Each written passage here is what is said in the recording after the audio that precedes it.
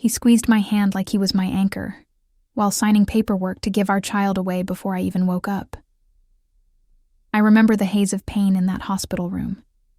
I was drifting in and out from the epidural, and James sat by my side, eyes soft, thumb stroking my hand. The monitors beeped, and amid that fragile quiet, I believed he was holding me up. He whispered, "You did great, Mama." His voice trembled, strong and soothing. I believed him. I let his smile be my lifeline. He was always supportive, until he wasn't, until everything bled into betrayal. Later, Grace, the nurse who became my confidant, leaned in. "Lily, the paperwork is ready." She slipped a folded paper from the chart. "This says Naomi listed as the mother." That word echoed in my head, louder than every contraction I ever felt. My heart lurched. A mother's name replaced mine, on official documents, while my hand was still warm in his. I blinked, stared at James. He was across the bed, filling out, forms pen in hand, nodding like a proud father. He glanced at me, eyes soft. "Just hospital protocol," he said. "I'm covering paperwork so you can rest." I didn't cry. I just watched. Because he thought I wouldn't notice, but I did. I squeezed his hand back. A slow, measured squeeze. I let my thumb brush over his wedding band. Because he had no idea. He didn't know that I registered the signature. The date. The name that wasn't mine. I closed my eyes, focused on steady breaths. The pain wasn't just physical anymore. It was existential. He held my hand at 2 a.m., whispered our future, but signed away our parenthood by sunrise. Grace knelt by my side. "Doesn't that bother you?" she asked, careful. Her voice was lower than the alarms. I nodded. But he was still holding my hand, and the proof sat in his other hand, sealed and official. I could have cried. I could have screamed. Instead, I just smiled inwardly. Because he thought this was stealth. He thought this was gentle. He thought I was still under anesthesia. I just smiled, because he had no idea. They wheeled me out later. I saw the bracelet on the baby's ankle, white band, plastic clip, with the name Naomi J. stamped under the barcode. The nurse scanned it.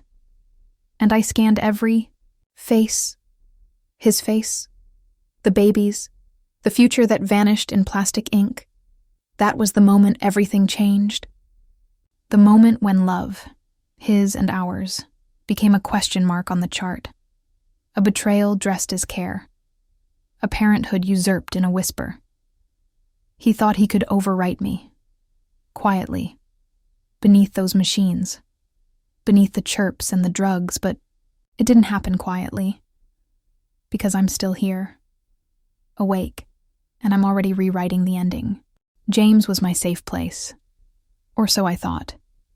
We met at a mutual friend's birthday in a crowded bar where I was sipping ginger ale out of anxiety, and he made a joke about how boring sobriety looked. I smiled, sarcastic. He leaned in, confident. Disarming. Our first date lasted 5 hours. He asked about my childhood, my dreams, my fear of failing. He listened like he was cataloging every word. When he kissed me at the train station, it felt like a beginning I'd been waiting for. 6 months in, he moved into my apartment. Said the couch felt more like home than his whole condo. I believed him. We painted the bedroom together. Bought matching coffee mugs. He said, "This is it, Lil. You and me." My mom adored him. "He's solid," she said. "Reliable, gentle." I believed her too, because I wanted it to be true. I was tired of chaos. James felt like order, like peace, like safety in human form. We talked about kids early on. Sunday mornings in bed, scrolling through baby name apps, laughing at the ridiculous ones. He liked Nora. I liked Emery. He said, "Whatever name she gets, she'll get your heart." That made me cry. When I found out I was pregnant, he held me like I was breakable, in a good way.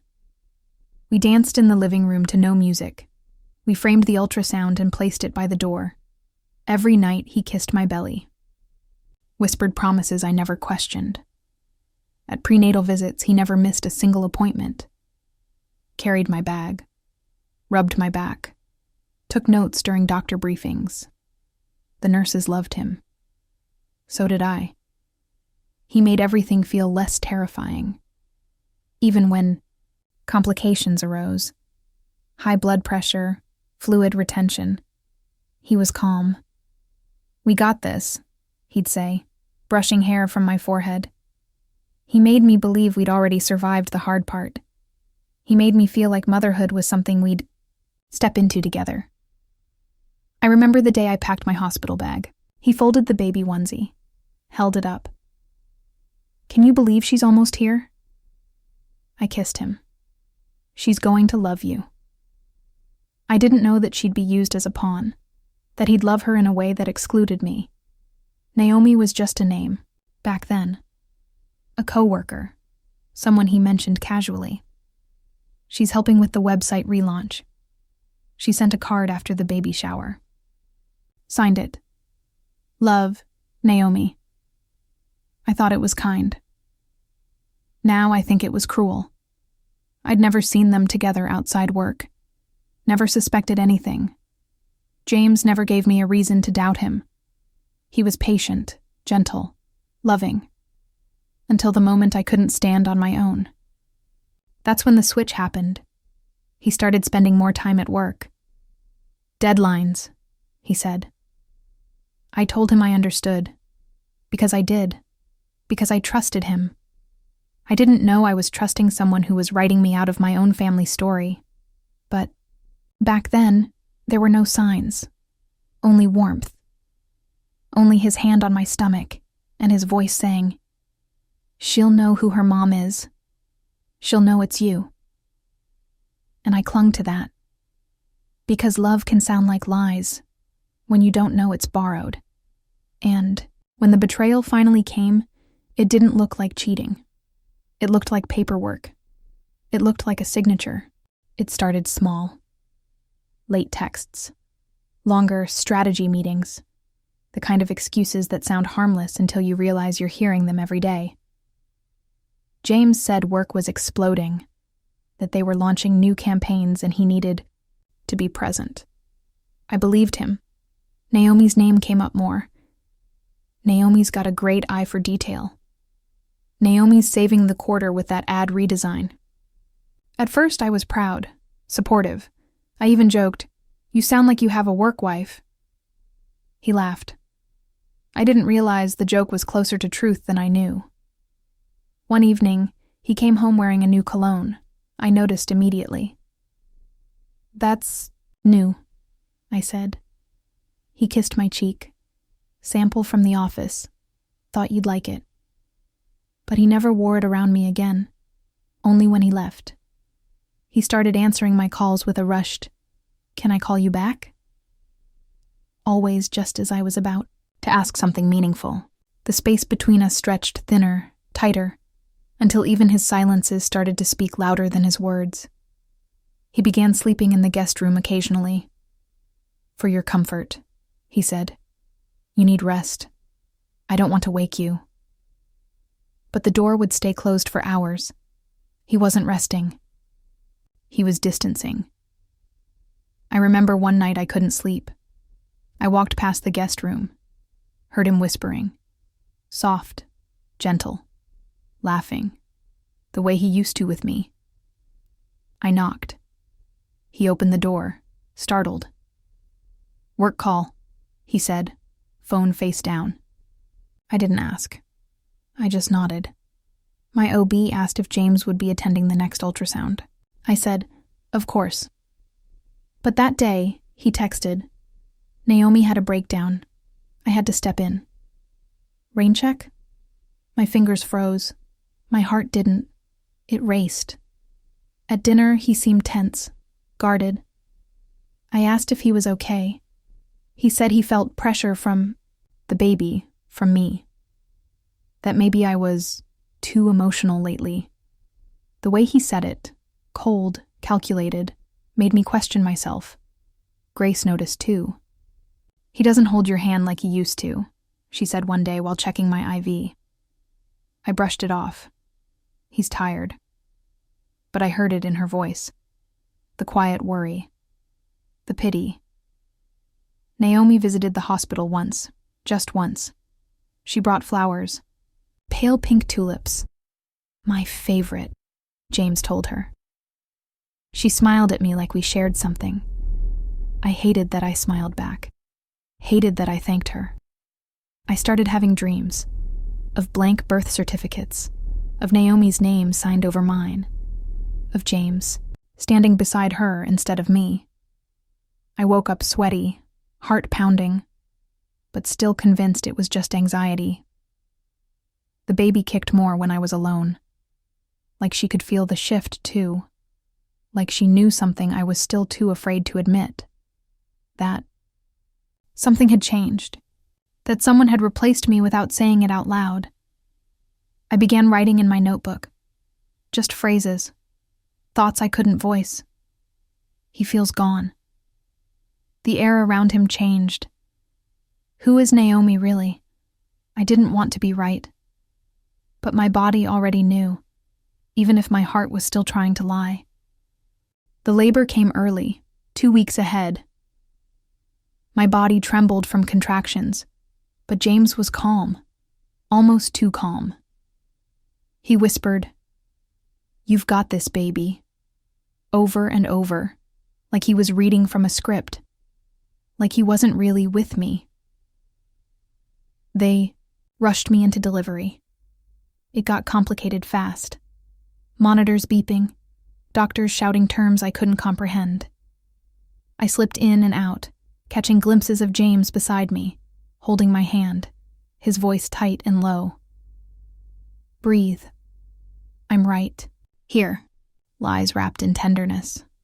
When I woke, the baby was in the nursery, and James was by my side, eyes red, smile forced. "She's perfect," he said. Everything went great. But something in his voice cracked. Not from joy, from effort. Grace walked in hours later, her face unreadable. She glanced at the chart, then at me. "They listed Naomi as the mother on the provisional ID," she whispered. Her voice didn't shake. Mine did. "What?" I asked, breath catching. She handed me the clipboard. Naomi J. Mother's name, bold, typed, final, and in the father's signature line, James. My James. My hand went limp. My body numb. I wanted to scream, but all I could do was stare. James walked in moments later with coffee, smiling like everything was fine. "You're up," he said cheerfully. I stared at him. "You listed her as the mother." His smile faltered. "What are you talking about?" I held up the chart, shaking. "This." He looked, blinked. "It's a clerical error, I swear." But his voice was too fast, too precise. The kind of precision people use when they've rehearsed a lie. Grace stood behind him, arms folded. "Is that true, James?" He looked at her, then at me, then down. That silence was louder than any denial. That silence was the betrayal. I felt like I was floating outside my body. Watching this woman, this nurse who had seen me at my most fragile, become my only ally. Watching the man I trusted crumble under a lie he thought would never surface. "You signed it," I whispered, while I was unconscious. He said nothing. I think that hurt more than anything. Naomi never came back to visit. She didn't need to. Her name had already entered the room, already taken space on a form that belonged to me, already replaced me in a way no DNA test ever could. I lay there for hours, staring at the ceiling, trying to remember when he stopped loving me, when I stopped being enough, when I became a vessel for his next storyline instead of a partner in his life. When the nurse brought the baby back, I held her close, memorized her features. She was mine. Not because of a form, not because of blood, but because I knew her heartbeat before anyone else. He tried to touch my shoulder. I turned away. For the first time in days, I felt something stronger than pain. It wasn't rage, it was clarity. I didn't sleep that night. My body ached from the birth, but the real pain was sharper, deeper. I lay in that hospital bed, bleeding and broken, while he slept on the pull-out chair beside me. As if he still belonged there, as if he hadn't just erased me. The baby cried, and I held her with trembling arms. I whispered, "I'm your mom." Not because I needed her to know, but because I needed me to believe it again. After all the lies, I needed something true to hold on to. My mom came in early. She saw my face and said, "What happened?" I showed her the document. She gasped, but then she said the words that cracked me even deeper. "You must have misunderstood. James wouldn't do that." And just like that, I was alone again. I cried into my hospital gown, into my mother's silence, into the warm scalp of a baby I wasn't sure I'd be allowed to claim. James walked in with breakfast like nothing had happened. "How's our girl?" he asked.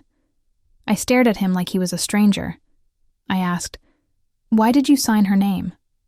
He said, "You were out cold. They needed someone to sign." I said, "You had no right." He shrugged. It was temporary. But nothing about it felt temporary. It felt like displacement dressed as protocol. He reached for my hand. I pulled back. My body recoiled like it finally remembered the truth. My body, my heart, my instincts, they all screamed, "This is not safety. This is erasure." I started shaking, not from hormones, not from painkillers, from betrayal. My pulse raced, my vision blurred. I handed the baby to Grace and asked her to take her to the nursery. I needed space. I needed to break without hurting anyone else. When Grace left, I stood up, too fast. My stitches burned. My legs buckled.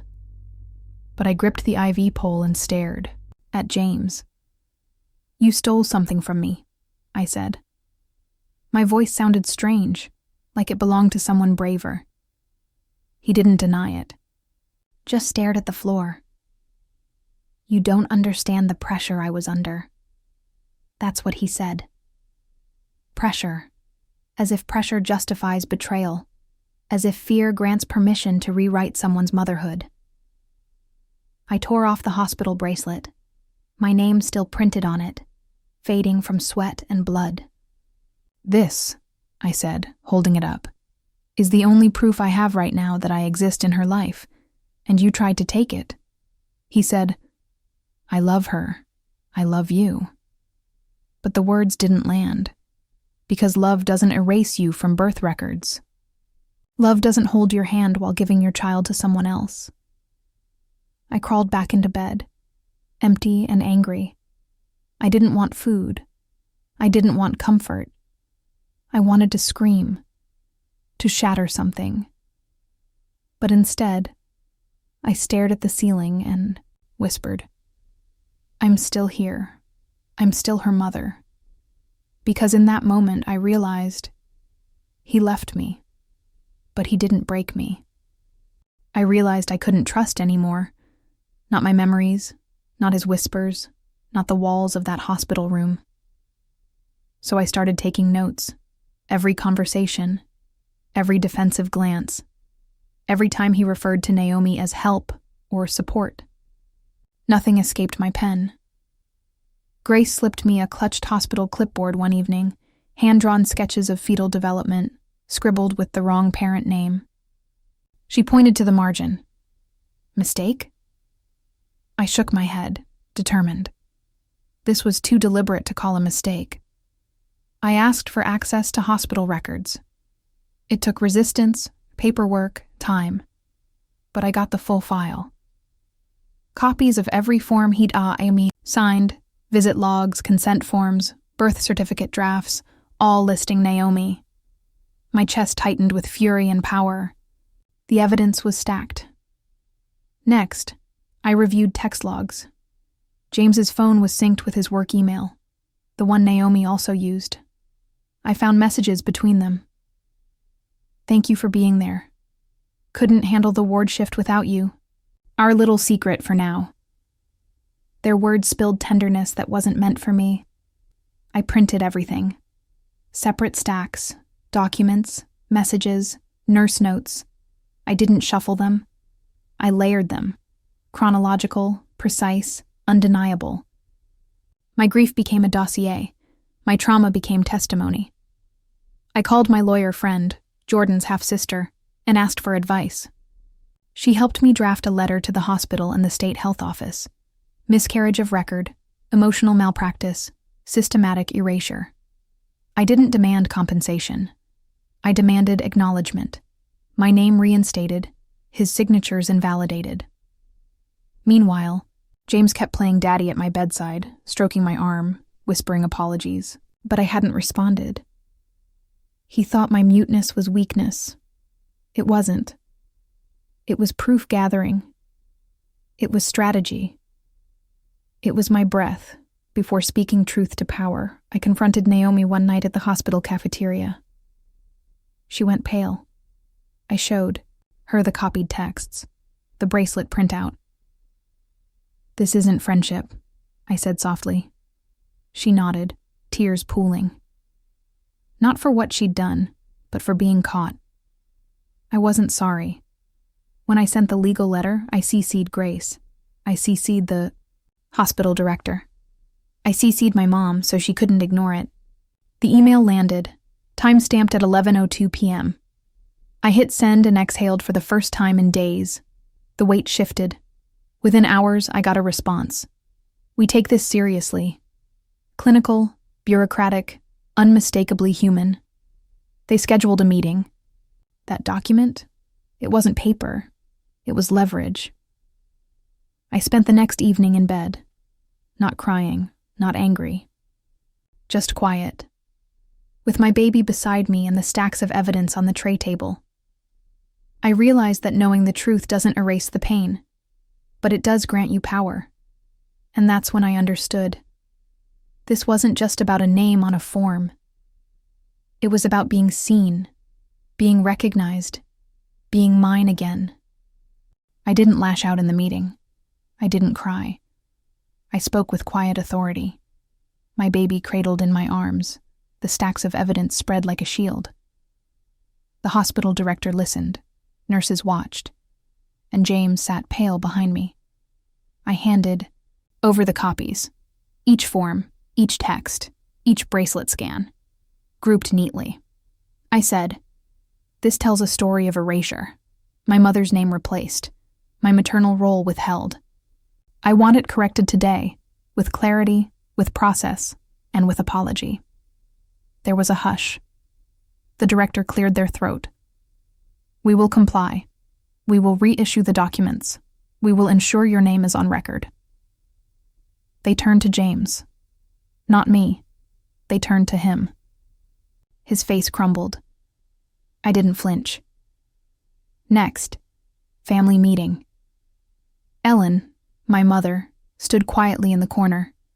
James fumbled apologies, offered excuses. His voice cracked. I let him finish. Then I said, "Lily is her mother. I chose her, clothed her, carried her heart on my chest. That can't be undone by ink." I sent a copy of the corrected documents to both sets of parents. My mom wept. His mother, Elaine, glared at me before storming out. No words, no congratulations, only the sound of doors closing on her version of control. Then came the legal step. Petition for custody rights beyond hospital records. My lawyer filed it immediately. not for confrontation, with him, but to ensure recognition.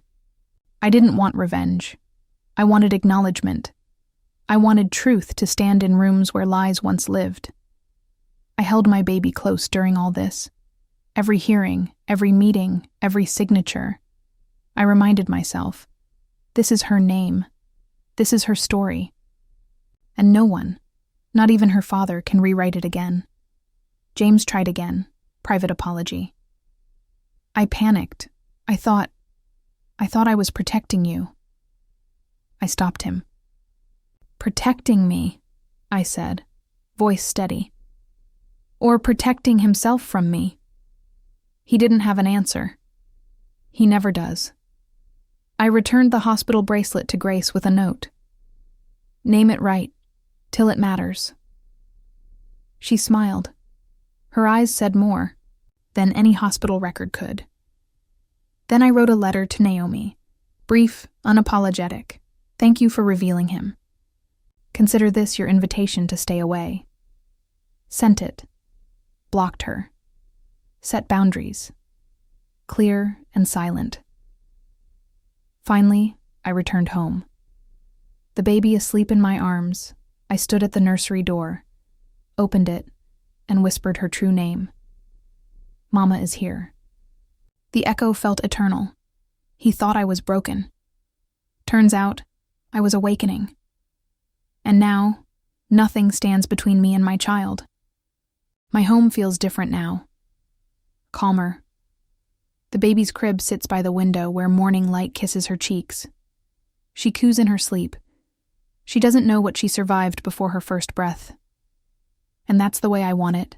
The documents are framed in my office, not out of pride, but memory.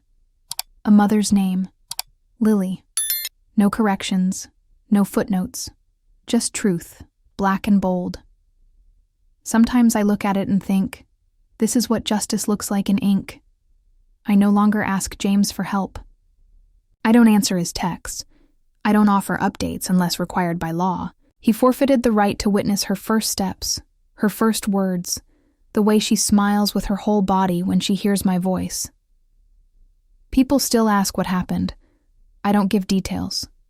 I just say, he erased me. I rewrote the ending.